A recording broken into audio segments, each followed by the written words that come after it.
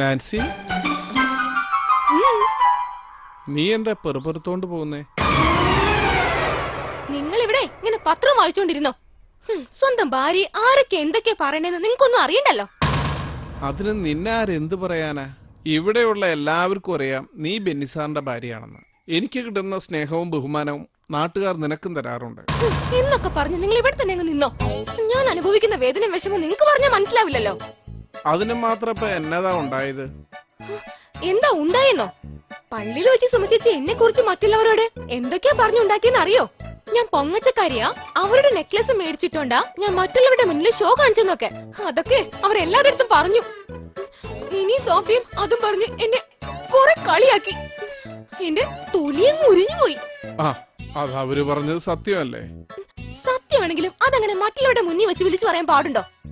എന്നെ നാണം കെടുത്താന്നുള്ള ഒറ്റ ഉദ്ദേശം അവർക്കുള്ളൂ. ഇതൊക്കെ നിന്റെ വെറും തോന്നല. അവര് ചുമ്മാ തമാശ പറഞ്ഞതായിരിക്കും. ഇങ്ങനെയാണ് തമാശ പറയുന്നേ? ഇതവര് എന്നെ മനഃപൂർവ്വം താഴ്ത്തി കെട്ടിയതാ.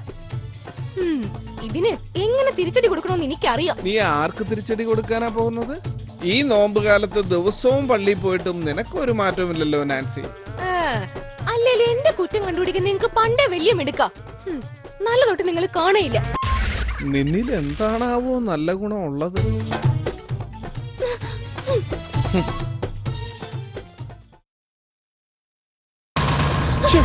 ഇങ്ങനെയാണെങ്കിൽ നാളെ തൊട്ട് ഞാൻ പള്ളി പോകുന്നില്ല.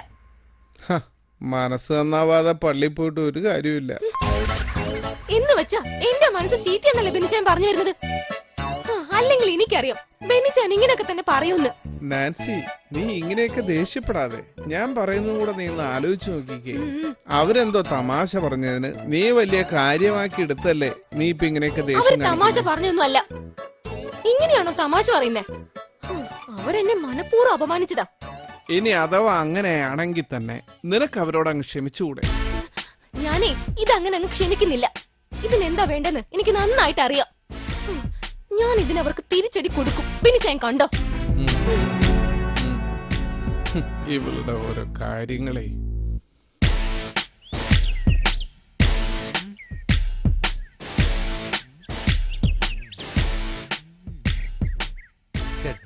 എന്തുവാണ് ഇത്?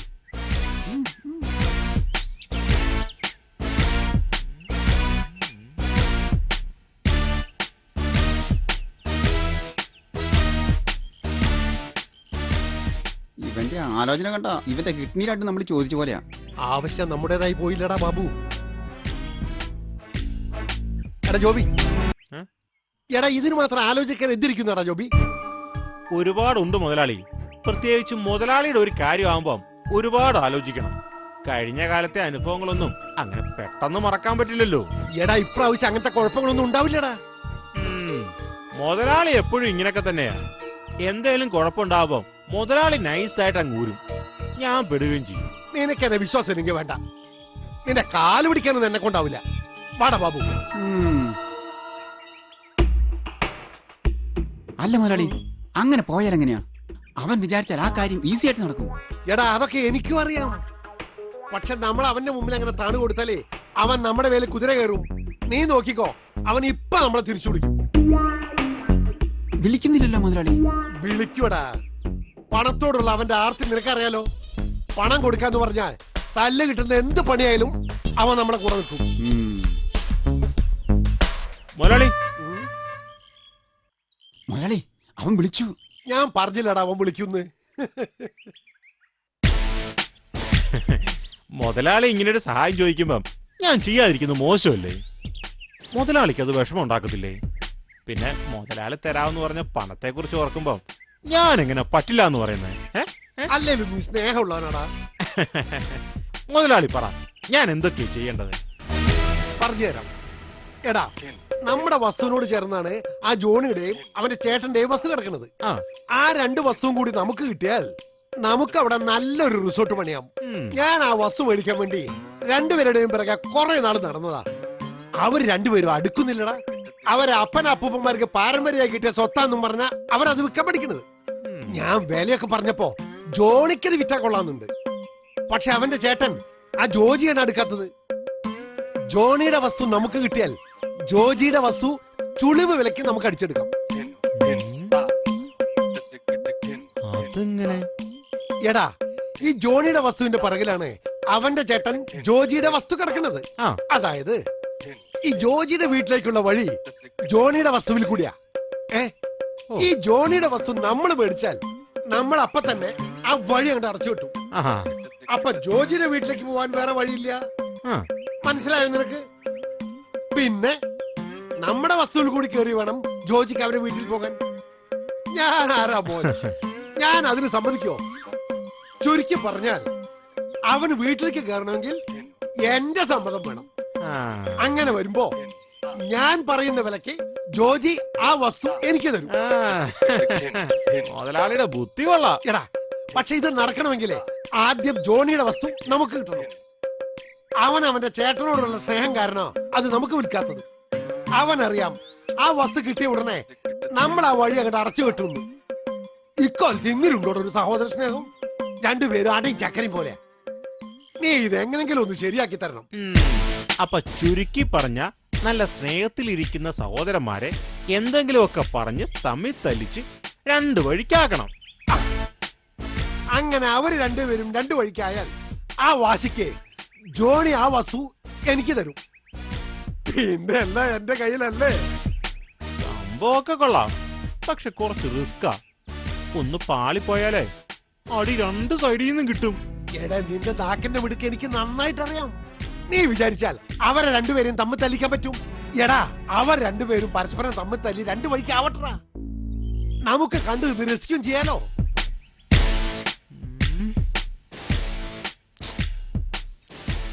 എന്നാലും ഇങ്ങനെ സ്നേഹത്തിൽ കഴിയുന്ന രണ്ടുപേരെ തല്ലിപ്പിരിക്കാന്നൊക്കെ പറയുമ്പം എടാ, ഇതൊക്കെ ഒരു രസമല്ലടാ.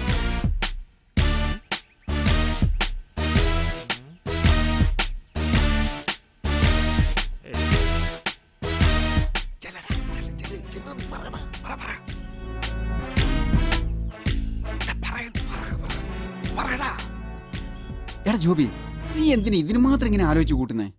ദേ, ഇത് നടന്നു കിട്ടിയ മുതലാളി നിനക്ക് കൈ നിറയെ കാശ് തരും.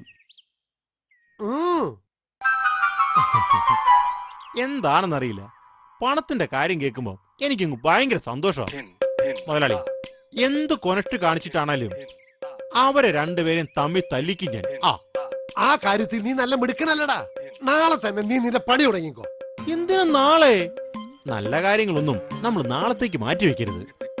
ഇപ്പൊ ഇതെനിക്ക് നല്ല കാര്യമാ. ഞാനിത് നിമിഷ നേരം കൊണ്ട് കൈകാര്യം ചെയ്ത് കാണിച്ചു തരാം. അടുത്ത കളി കണ്ടോടാ, അവന്റെ ആ പോക്ക് കണ്ടോടാ. ജോണിയുടെയും ജോജിയുടെയും കാര്യത്തിൽ ഇന്ന് തന്നെ ഒരു തീരുമാനവും.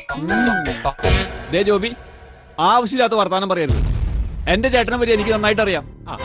അങ്ങനെ അറിയാമായിരുന്നെങ്കിലേ ജോണി എന്റെ മുമ്പിൽ ഇങ്ങനെ ദേഷ്യപ്പെടില്ലായിരുന്നു. എന്നാലും എന്നെ കുറിച്ച് എന്റെ ചേട്ടൻ അങ്ങനെയൊന്നും പറയില്ല. പറയില്ല. എന്റെ ജോണി, തന്റെ ചേട്ടൻ ജോജി തന്നെ കുറിച്ച് പറഞ്ഞ പകുതി കാര്യങ്ങൾ പോലും ഞാൻ തന്നോട് പറഞ്ഞിട്ടില്ല. അത് മുഴുവൻ കേട്ടാല് തന്റെ അവസ്ഥ എന്താകുന്നു ഊഹിക്കാൻ പോലും കഴിയില്ല.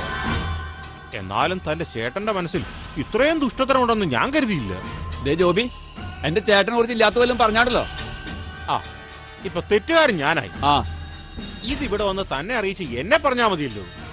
അല്ലേലും ഇക്കാലത്ത് നല്ല കാര്യങ്ങൾ ചെയ്യുന്നവർക്ക് എപ്പോഴും ഇത് തന്നെ അവസ്ഥ. എനിക്കിത് തന്നെ കിട്ടണം. തന്റെ ചേട്ടൻ ജോജിക്ക് കിട്ടേണ്ട ജോലിയല്ലേ തന്റെ അപ്പൻ കാശ് കൊടുത്ത് തനിക്ക് മേടിച്ചു തന്നെ. അത് പിന്നെ അന്ന് ചേട്ടന് ഗൾഫിൽ പോകാൻ വിസ വന്നപ്പോ സ്വത്ത് ഭാഗം വെച്ചപ്പം തനിക്കല്ലേ കൂടുതൽ ഓഹരി കിട്ടിയത്. അത് അപ്പനന്ന് ഞാൻ ചോദിച്ചതൊക്കെ ശരിയാണോ അല്ലയോ? ഇതൊക്കെ ശരിയാ, പക്ഷെ ചേട്ടൻ ഒരിക്കലും അങ്ങനെ. ഇതൊക്കെ ശരിയാണെങ്കിലേ ഞാൻ പറഞ്ഞ ബാക്കി കാര്യങ്ങളും ശരിയാ. ഇടൂ, തന്റെ ചേട്ടന്റെ മനസ്സിൽ നിറയെ തന്നോടുള്ള പകയാടോ. അതും മനസ്സിൽ വെച്ചോണ്ടാ അയാള് തന്റെ മുമ്പിൽ വെളുക്ക് ചിരിച്ചോണ്ട് നിൽക്കുന്നത്. താനൊരു പാവമായതുകൊണ്ടാ ഇതൊന്നും തിരിച്ചറിയാത്തത്. അയാൾക്ക് ശരിക്കും തന്നോട് അസൂയ. തനിക്കാണെങ്കിൽ നല്ലൊരു ജോലിയുണ്ട്, വീടുണ്ട്. ഇതൊന്നും അയാൾക്ക് പിടിക്കുന്നില്ലെന്നേ. ഗൾഫിൽ നിന്ന് വിസ ക്യാൻസൽ ചെയ്ത് വന്ന പിന്നെ നാട്ടിൽ ചെറിയ കൃഷിയൊക്കെ ചെയ്തല്ലേ അയാൾ ജീവിക്കുന്നേ. അപ്പൊ തന്നെക്കാൾ നന്നായിട്ട് തന്റെ അനിയൻ ജീവിക്കുന്നത് കാണുമ്പോ ആർക്കായാലും അസൂയ തോന്നിപ്പോകും. വർക്കൗട്ട് ആവുന്നുണ്ട്. ഒന്നും കൂടി ഒന്ന് കൊഴുപ്പിക്കാം. സ്വത്തിനു വേണ്ടി സ്വന്തം കൂടപ്പറപ്പിനെ കൊല്ലുന്നൊരു ലോകമായത്. താനൊന്ന് സൂക്ഷിച്ചോ. സ്വത്തിനു വേണ്ടി തന്റെ ചേട്ടൻ തന്നെ. ഏയ്, താൻ പേടിക്കൊന്നും വേണ്ട, ഞങ്ങളൊക്കെ ഇല്ലേ കൂടെ. നിങ്ങൾ ഇങ്ങനെ അടുത്തടുത്ത് താമസിക്കുന്നത് വലിയ അപകടമാണ്. എപ്പോഴാ അയാൾക്ക് ദുർബുദ്ധി തോന്നുന്നു പറയാൻ പറ്റില്ലല്ലോ. താൻ വീട്ടിൽ ഇല്ലാതിരിക്കുന്ന സമയം അയാള് വീട്ടിലുള്ളവർ എന്തെങ്കിലും ചെയ്താലോ? താൻ എത്രയും പെട്ടെന്ന് ആ സ്ഥലം ആർക്കേലും വിറ്റ് അവിടെ നിന്ന് മാറി താമസിക്കാൻ നോക്ക്. ഞാൻ വേണമെങ്കിൽ നമ്മുടെ ഫിലിപ്പോസ് മുതലാളിയോട് ഒന്ന് സംസാരിക്കാം. തന്റെ വസ്തുവിന് ഞാൻ മുതലാളി എടുത്തുനിന്ന് നല്ല വില മേടിച്ചു തരാവടോ. എന്താ? അതിനൊക്കെ മുമ്പ് എനിക്ക് എന്റെ ചേട്ടനെ ഒന്ന് കാണണം. ഇങ്ങനെ ഒരാളെയാണല്ലോ ഞാൻ ഇത്രയും കാലം സ്നേഹിക്കുകയും ബഹുമാനിക്കുകയും ഒക്കെ ചെയ്ത്. എനിക്ക് അയാളെ കണ്ട് ചില കാര്യങ്ങളൊക്കെ ചോദിക്കാനുണ്ട്. ഞാൻ പറഞ്ഞ കാര്യമൊന്നും ചോദിക്കണ്ട കേട്ടോ. ഏയ്, ചോദിച്ചാൽ തന്നെ അയാളത് സമ്മതിച്ചു തരില്ല. ടൗണിൽ കുറഞ്ഞ വിലയ്ക്ക് വീട് സ്ഥലവും കിട്ടാനുണ്ട്. ഞാൻ വേണമെങ്കിൽ തനിക്കിത് റെഡിയാക്കി തരാം. താൻ ഉടനെ തന്നെ ഇവിടുത്തെ വീട് സ്ഥലവും വിൽക്കാൻ നോക്കും. ഇവിടുത്തെ വീടും സ്ഥലവും എത്രയും പെട്ടെന്ന് വിൽക്കണം. ജോബി എന്തായാലും ഫിലിപ്പോസ് മുതലാളിയോട് എന്റെ വസ്തുവിന്റെ കാര്യം സംസാരിക്കും. ഓഹോ, അത് ഞാൻ ഏറ്റു. പോട്ടെ, എനിക്ക് 1-2 കാര്യങ്ങൾ ചെയ്തു തീർക്കാനുണ്ട്.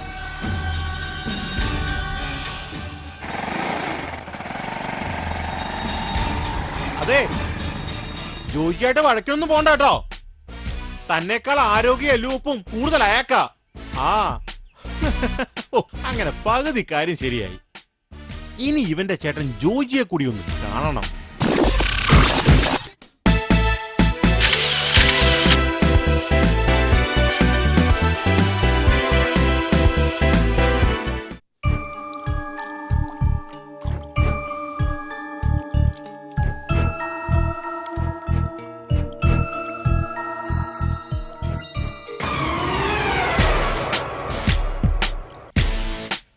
മുതലാളി,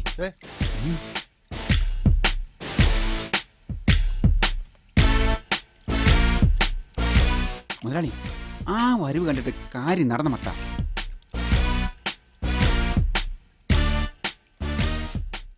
എന്തായടാ? ഞാനൊരു കാര്യം ഏറ്റതാണെന്ന് മുതലാളിക്ക് അറിഞ്ഞുകൂടെ? അടയും ചക്കരയും പോലെ കഴിഞ്ഞ ജോജിയെയും ജോണിയെയും അട വേറെ ചക്കര വേറെ എന്ന പരുവത്തിലാക്കിയിട്ടുണ്ട്. രണ്ടുപേരുടെ അടിച്ച് ആവാതിരുന്നാ മതിയായിരുന്നു. ഓ, നീ ആണടാ നമ്മുടെ മുത്ത്. കണ്ടു പഠിക്കണ. നിമിഷം നേരം കൊണ്ട് അവൻ കാര്യം നടത്തുകയുണ്ടോ? ഇതിങ്ങനെ കൊടയും പിടിച്ച് എന്റെ വാലായിട്ട് തേരാപ്പര നടക്കാൻ അറിയാം. കഷ്ടം.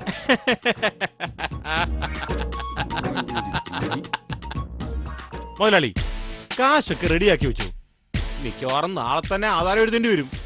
പിന്നെ എനിക്ക് തരാനുള്ള കാശിന്റെ കാര്യം മുതലാളി മറക്കരുത്. അത് ഞാൻ ഒരിക്കലും മറക്കില്ലടാ. പറഞ്ഞതിനേക്കാൾ കൂടുതൽ പണം ഞാൻ നിനക്ക് തന്നിരിക്കും. എന്നാലും നിന്നെ കൊണ്ട് ഇതൊക്കെ എങ്ങനെ സാധിക്കുന്നടാ? ഇതൊക്കെ എന്ത് മുതലാളി, എനിക്കിതൊക്കെ വളരെ നിസ്സാരമല്ലേ? പെടുക്കാൻ. ജോബി,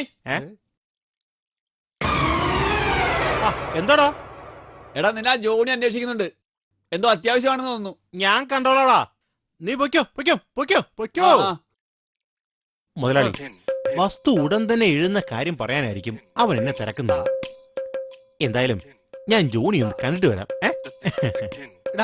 നല്ല വെയിലാണല്ലോടാ. നീ അങ്ങനെ വെയിലും കൊണ്ട് നടക്കേണ്ടവനല്ല. ബാബു, നീ എന്തായാലും ഇവിടെ വെറുതെ നിൽക്കല്ലേ. നീ കൊടയും പിടിച്ചേ ജോബിയുടെ കൂടെ പോയിട്ട് വാ. മുതലാളി, ഞാനോ? എന്തേ? വേണ്ട മുതലാളി, വെയിലും മഴയൊക്കെ ഈ ജോബി ഒരുപാട് കൊണ്ടിട്ടുള്ളതാ. അങ്ങനൊന്നും തളർന്നു പോകുന്ന ആളല്ല ഈ ജോബി. ഞാൻ ഇപ്പോ വരാം. മുതലാളി, അവന്റെ മുമ്പിൽ വെച്ച് മുതലാളി എന്നെ ഇൻസൾട്ട് ചെയ്തത് ഒട്ടും ശരിയായില്ല. ഞാനങ്ങ് ചെറുതായി പോയി. അയ്യാ, നീ ചെറുതായിട്ട് എന്നെ അങ്ങോട്ട് ഇരുന്നാ മതി. എടാ, ഇത്രയും കാലം നീ എന്റെ കൂടെ നടന്നിട്ട് എന്റെ എന്തെങ്കിലും ഒരു ഗുണം നിനക്ക് കിട്ടിയിട്ടുണ്ടോ?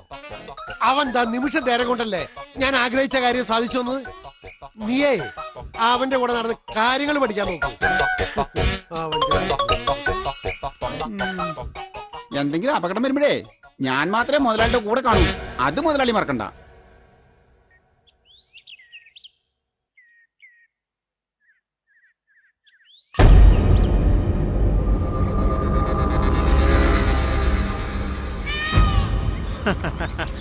എന്താ ജോണിമനെ, എന്നെ അന്വേഷിച്ചു എന്ന് പറഞ്ഞല്ലോ. എനിക്ക് ജോബിയെ കണ്ട് ഒരു അത്യാവശ്യ കാര്യം ഉണ്ടായിരുന്നു. ഓ, ആ സ്ഥലം ഫിലിപ്പോസ് മുതലാളെ കൊണ്ട് മേടിപ്പിക്കുന്ന കാര്യത്തിനായിരിക്കും അല്ലേ? അതൊന്നും ഓർത്ത് ജോണി പേടിക്കണ്ട. ഞാൻ അക്കാര്യമൊക്കെ മുതലാളിയോട് സംസാരിച്ചിട്ടുണ്ട്. നമുക്ക് നാളെ തന്നെ ആധാരം എഴുതാവുന്നേ. അതിനു മുമ്പ് വേറെ കുറച്ച് കാര്യങ്ങൾ കൂടി ഉണ്ടല്ലോ. വേറെ എന്ത് കാര്യം? ഓ, വിലയുടെ കാര്യം. അക്കാര്യത്തിൽ ജോണി പേടിക്കണ്ട. മുതലാളി നല്ല ന്യായമായ വില തരും. അതൊക്കെ എനിക്കറിയാം. ഹും. ഇതിനൊക്കെ മുമ്പ് എനിക്ക് ചില കണക്കുകൾ തീർക്കാനുണ്ട്. ഒരു നല്ല വട്ടി കിട്ടിയിരുന്നെങ്കിൽ. അയ്യോ ജോണി ഇറങ്ങണ്ട, ഞാൻ എടുത്തോണ്ട് തരാം. ആ. വടി കിട്ടാനാണോ പാട്? ഹലോ. ആ കണ്ടു. ഇല്ലില്ല, ഞാൻ അതേക്കുറിച്ച് സംസാരിച്ചിട്ടില്ല. എന്നാലും ഇതങ്ങനെ വിട്ടാൻ പറ്റില്ലല്ലോ. ആ ശരി, ഞാൻ പിന്നെ വിളിക്കാം. ഓക്കെ. ദാ, ഇത് മതി. ആ. എങ്ങണ്ടേ? ഇത് മതിയോ? സ്നേഹം കൊണ്ട് പറയുക, ചേട്ടനുമായിട്ട് അങ്ങനെ വഴക്കിനൊന്നും പോകണ്ട. നമുക്ക് ആ സ്ഥലം വിട്ടങ്ങ് മാറിയാ മതി. എന്നാലും അങ്ങനെയല്ലല്ലോ. കാര്യങ്ങളൊക്കെ അറിഞ്ഞിട്ട് ഞാൻ വെറുതെ ഇരിക്കുന്നത് മോശല്ലേ? അത് ശരിയാ. ആ, ആണെന്നേ. ഞാനും എന്റെ ചേട്ടനും തമ്മിൽ ഇത്രയും വർഷമായിട്ട് ഒരു പ്രശ്നം ഉണ്ടായിട്ടില്ല. ആ. ഞങ്ങളെ തമ്മി തല്ലിക്കാൻ പലരും ഒരുപാട് തവണ ശ്രമിച്ചത്. പക്ഷെ താൻ വന്ന് എന്റെ ചേട്ടന്റെ കുറെ കുറ്റങ്ങൾ പറഞ്ഞാല് ഞാൻ അപ്പാടെ അങ്ങ് വിശ്വസിക്കുന്നു കരുതിയോ? താൻ എന്റെ ചേട്ടന്റെ അടുത്ത് പോയിട്ട് എന്റെ കുറെ കുറ്റങ്ങൾ പറഞ്ഞു. ഇതൊക്കെ ഞാൻ അറിയില്ലെന്ന് വിചാരിച്ചോ? ഇത്രയൊക്കെ ചെയ്ത തനിക്ക് ഞാൻ എന്തെങ്കിലും തന്നില്ലെങ്കിൽ മോശമല്ലേ? മോശമല്ലേ? ഈയിടെയായിട്ട് എന്റെ ഐഡിയകളെല്ലാം അങ്ങ് ചീറ്റി പോവാണല്ലോ. എന്തുവാ പെറുപിറുക്കുന്നത്? ജോണി, ഞാൻ ചുമ്മാ ഒരു തമാശക്ക് ചെയ്തല്ലേ. ആ. ഇതൊക്കെ താൻ അങ്ങ് സീരിയസ് ആയിട്ട് എടുത്തോ. തന്റെ ഓരോ കാര്യങ്ങള്. ആ. പോട്ടെ, കുറച്ച് തിരക്കുണ്ട്. എന്റെ മോൻ എന്നെ കൊല്ലാൻ എടാ, വരുന്നു. നിക്കടാ, അയ്യോ. എടാ, എടാ, ജോണി, എടാ, മോനെ, എടാ, ഇങ്ങനെ ഓടിക്കണ്ട. നിക്കടാ. അങ്ങനെ, അയ്യോ, എടാ, എന്താ ജോണി ഇതൊക്കെ? എന്നെ വെറുതെ കൊല്ലാൻ ഓടിക്കുക. ഇങ്ങോട്ട് ജോണി, ഞാൻ തല്ല. എന്റെ സാറേ, ഇവൻ കാണിച്ചത് എന്താണെന്നറിയോ? എന്നും ചേട്ടനും തമ്മി തല്ലിക്കാൻ ഇവൻ എന്തൊക്കെ ഉണ്ടാക്കി പറഞ്ഞെന്നറിയോ? എന്താടോ ഇത്? അത് പിന്നെ പീലിപ്പോസ് മുതലാളി പറഞ്ഞോണ്ടാ. ഇവരുടെ വസ്തു മേടിക്കാനായിട്ട് മുതലാളി കുറെ ശ്രമിച്ചതാ. അത് നടക്കാതെ വന്നപ്പം മുതലാളിയാ പറഞ്ഞത് ഇവരെ തമ്മിൽ എങ്ങനെയും പിരിക്കാൻ. ഞാൻ- യ്യോ, അങ്ങനെ വന്നാ ആ വസ്തു ചുളുവലയ്ക്ക് അടിച്ചെടുക്കാവുന്നായിരുന്നു പ്ലാൻ. സ്നേഹത്തിലിരിക്കുന്ന രണ്ടുപേരെ പരസ്പരം തമ്മി തല്ലിക്കുന്നത് ശരിയാണോ ജോബി? ഞാൻ വേണ്ടാന്ന് പറഞ്ഞതാ. അപ്പൊ മുതലാളിയാ എന്നെ കൊണ്ട് നിർബന്ധിച്ച് ഇങ്ങനെയൊക്കെ ചെയ്യിപ്പിച്ചത്. എത്ര നാളായിടോ താൻ ഇങ്ങനെ മറ്റുള്ളവരുടെ തല്ലും കൊണ്ട് ജീവിക്കുന്നു? ഇനിയെങ്കിലും തനിക്കൊന്നും നന്നായി കൂടെ? നന്നാവണമെന്നൊക്കെ ആഗ്രഹമുണ്ട് സാറേ. പക്ഷെ പണത്തോടുള്ള ആർത്തി നോക്കുമ്പോ ഞാൻ അറിയാതെ ഇങ്ങനെയുള്ള കുഴപ്പങ്ങളിൽ ചെന്ന് ചാടുന്നതാ. അത് മാറ്റാ ഞാൻ തനിക്കൊരു മരുന്ന്. അയ്യോ വേണ്ട, ഈ മരുന്ന് സാറെനിക്ക് പല പ്രാവശ്യം തന്നിട്ടുള്ളതാ. എന്തായാലും ഇനി ഞാൻ എങ്ങനെയും നന്നായിക്കൊള്ളാം സാറേ. എടാ, അരുത്, അരുത്, അരുത്. കുറെ നാളായി ഇവൻ. അടിക്കില്ലെന്ന് പറയണ്ട എടാ, സാറേ. എന്റെ ചേട്ടനോട് അത് ഇതും പറഞ്ഞു കൊടുത്ത് നീ. ഇവൻ ഇന്നത്തോടെ തീർക്കുക. ഇവനെ എങ്ങ് വിട്ടേക്ക്. ഇവന്റെ കാര്യം ഞാനിന്ന്. ഇവൻ കുറെ നാളെ എന്റെ കുടുംബം കലക്കാൻ തുടങ്ങി. തോന്നണേ. നമുക്ക് തിരിച്ചു എടാ, പോടാ. സാറൊന്ന് ചുമ്മാരി സാറേ. ദേ സാറേ, ഫിലിപ്പോസ് മുതലാളി. എടാ, വേഗം നടന്നോടാ. ഫിലിപ്പോസേ, എന്താ സാറേ? താനിങ്ങ് വന്നേ. ഇതെന്തു പറ്റി? എല്ലാവരും ഉണ്ടല്ലോ. തനിക്ക് നാണമില്ലേ ഫിലിപ്പോസേ ഇങ്ങനെയൊക്കെ ചെയ്യാനായി? ആ, അങ്ങനെ ചോദിക്കും സാറേ. എങ്ങനെയൊക്കെ ചെയ്യാൻ? ദേ സാറേ, ഇവൻ പറഞ്ഞൊന്നും സാറ് വിശ്വസിക്കരുത്. ഇവൻ നാക്കെടുത്താൻ നോണേ പറയൂ. ദേ മുതലാളി, എന്നെ കൊണ്ടൊന്നും പറയിപ്പിക്കരുത്. മുതലാളി പറഞ്ഞിട്ടില്ലേ ഞാൻ ഇതൊക്കെ ചെയ്തേ. എന്തൊക്കെ ചെയ്തത്? ദേ വെറുതെ കള്ളം പറയല്ലേ. ആഹാ, നീ നിന്റെ ഇഷ്ടപ്രകാരം എന്തൊക്കെ ചെയ്തതിന് ഞാൻ എന്ത് വേണം? ആഹാ, ഇപ്പൊ അങ്ങനെ ആയില്ലേ? കാണിച്ചു തരാം. ആ, ഇത് വെച്ച് ഇപ്പൊ ആവശ്യം എനിക്കാ. ബാബു ഓടിക്കോളാം. ഞാൻ എപ്പോഴേ ഓടി മുതലാളി. ബാബു എന്നെ കൂടി നിക്ക് മുതലാളി, ബാബു ഇത് കൂടി മേടിച്ചിട്ട് ഞാനേ പോ. ഓടുവാ മുതലാളി. എടാ, നീ മുതലാളിയിട്ട് പോകലടാ. ബാബു രണ്ടിനെ എന്നെ ശരിയാക്കി തരാം. കഷ്ടം. ആ, ഇവന്മാർക്ക് എപ്പോഴും ഈ തരികട പരിപാടി അറിയൂ. എന്തായാലും അവരുടെ വാക്ക് കേട്ട് താനും തന്റെ ചേട്ടനും പരസ്പരം സംശയിച്ചില്ലല്ലോ. നിങ്ങളുടെ രണ്ടുപേരുടെയും ഈ സഹോദര സ്നേഹം എല്ലാവർക്കും മാതൃകയാകട്ടെ.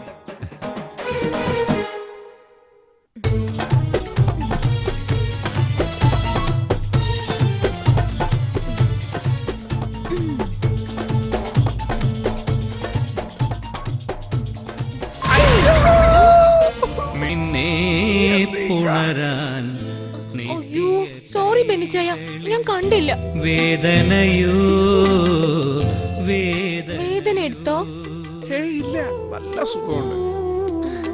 സത്യമായിട്ട് ബെന്നിച്ചായ വന്നത് ഞാൻ കണ്ടില്ല. പാടിയ പാട്ടിലും എനിക്കെല്ലാം മനസ്സിലാകുന്നുണ്ട്. നീ ഇത് മനഃപൂർവ്വം ചെയ്തതാ. ഞാനോ? ഞാൻ എന്തിനാ അങ്ങനെയൊക്കെ ചെയ്യുന്നേ? ഞാനേ ആ സുമ ചേച്ചിയെ കുറിച്ച് ആലോചിച്ചതാ.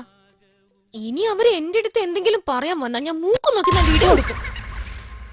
അപ്പൊ അവരായിട്ടുള്ള പ്രശ്നം ഇതുവരെ തീർന്നില്ലേ? ഇതേ അങ്ങനെയൊന്നും തീരാൻ പോകുന്നില്ല. ബെന്നിച്ചായം പോയി കുറച്ചു കഴിഞ്ഞപ്പോ അവരിവിടെ വന്നു. എന്നിട്ടവർ എന്നോട് പറയാ, അതെ ഞാൻ ചുമ്മാ ഒരു തമാശക്ക് പറഞ്ഞാ നീ അതങ്ങ് കാര്യം ആക്കരുതെന്ന്. ഞാൻ അപ്പോഴേ പറഞ്ഞില്ലേ അവര് ചുമ്മാ തമാശക്ക് പറഞ്ഞതായിരിക്കുമെന്ന്.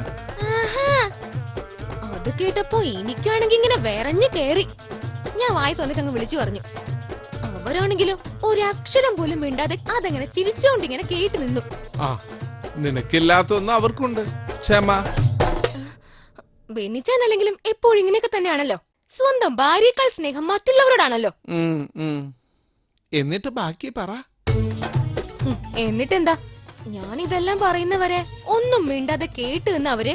ഇതെല്ലാം കഴിഞ്ഞപ്പോ ഒരു ഉപദേശം. എനിക്കാണെങ്കിൽ അത് കേട്ടപ്പോ വീണ്ടും ദേഷ്യം വന്നു. എന്നെ ഉപദേശിക്കാൻ അവരാരാ? ഞാൻ വീണ്ടും വായി തോന്നിയതൊക്കെ വിളിച്ചു പറഞ്ഞു. നമ്മളങ്ങനെ തോറ്റുകൊടുക്കാൻ പാടില്ലല്ലോ. അവരൊന്നും മിണ്ടാതെ ഇറങ്ങിപ്പോയി. ഇനി അവരിവിടെ വന്ന അവരുടെ മൂക്കിടിച്ച് ഞാൻ പരത്തും. കഴിഞ്ഞിട്ടില്ല. എനിക്ക് ദേഷ്യം വന്നാ ഞാൻ എന്തൊക്കെയാ ചെയ്യാന്ന് എനിക്ക് എന്നെ അറിഞ്ഞൂടാ. നാൻസി, ഞാൻ നിന്നോട് പല പ്രാവശ്യം പറഞ്ഞിട്ടുണ്ട് മറ്റുള്ളവരുമായി ഒരു കാരണമില്ലാതെ വഴക്കിന് പോകരുതെന്ന്. ഇതൊരു കാരണമില്ലാതല്ലോ ഞാൻ വഴക്കിന് പോയത്. ബെന്നിച്ചായ അവര് മതി, നിർത്ത്. ഒന്നില്ലെങ്കിൽ നിന്നേക്കാളും പ്രായത്തിന് മൂത്തതല്ലേ അവര്. അതെങ്കിലും നീ ഒന്ന് ഓർക്കണ്ടേ? അവരെന്തോ ഒരു തമാശ പറഞ്ഞതിനെ നീ വലിയ കാര്യമാക്കിയെടുത്ത് അവരോട് വഴക്കിന് പോയി. നീ കരുതുന്ന പോലെയല്ല. സുമചേച്ചിക്ക് നിന്നോട് വലിയ സ്നേഹമാണ്. അവര് നിന്നെ സ്വന്തം മോളെ പോലെ കരുതുന്നത്. എന്നോട് ചേച്ചി പല പ്രാവശ്യം പറഞ്ഞിട്ടുണ്ട്. അയ്യോ, ഇനിയിപ്പോ എന്ത്? മേലിൽ നീ ഇങ്ങനെയൊന്നും ചെയ്യരുത്. അവരൊരു നല്ല സ്ത്രീ ആയതുകൊണ്ടല്ലേ നീ പറഞ്ഞതൊക്കെ ക്ഷമയോടെ കേട്ട് നിന്നത്, ഒരു വാക്ക് പോലും മറത്തു പറയാതിരുന്നത്. നിന്റെ വാക്ക് കേട്ട് അവരെന്തുമാത്രം വേദനിച്ചിട്ടുണ്ടാകും. സോറി, ഞാൻ അങ്ങനെ ഒന്നും ചിന്തിച്ചില്ല. അങ്ങനെയൊക്കെ ചിന്തിക്കണം നാൻസി. നമ്മുടെ വാക്കുകളും പ്രവൃത്തികളും മറ്റുള്ളവർക്കുണ്ടാക്കുന്ന വേദനയെക്കുറിച്ച് നാം എപ്പോഴും ചിന്തിക്കണം. ഇനിയെങ്കിലും ഇതുപോലുള്ള തെറ്റുകൾ നിന്റെ ഭാഗത്തുനിന്നുണ്ടാകരുത്. ഈ നോയമ്പ് കാലം നമുക്ക് ഓരോരുത്തർക്കും സ്വയം പരിശോധനയുടെ നാളുകളാണ്. നമ്മുടെ കുറ്റങ്ങളും കുറവുകളും തിരിച്ചറിഞ്ഞ് ദൈവത്തിരുമുമ്പിൽ അനുതാപത്തോടെ പ്രാർത്ഥനയോടെ കണ്ണീരൊഴുക്കി നാം വിചാരത്താലും വാക്കാലും പ്രവൃത്തിയാലും ഉപേക്ഷയാലും ചെയ്തു പോയ പാപങ്ങളെ ഓർത്ത് മാപ്പ് ചോദിച്ച് സഹനത്തിന്റെ കാൽവരിയിലേക്ക് നടന്ന രക്ഷകന്റെ പാതകളെ പിന്തുടരാനുള്ള തിരിച്ചറിവിന്റെ നാളുകളാണത്. നമ്മുടെ വികാര വിചാരങ്ങളെ വിശുദ്ധീകരിക്കണമേ എന്നും നമ്മുടെ സകല പ്രവൃത്തികളിലും ദൈവാനുഗ്രഹം നിറയണമേ എന്നും ഈ നോമ്പ് നാളുകളിൽ നമുക്ക് പ്രാർത്ഥിക്കാം.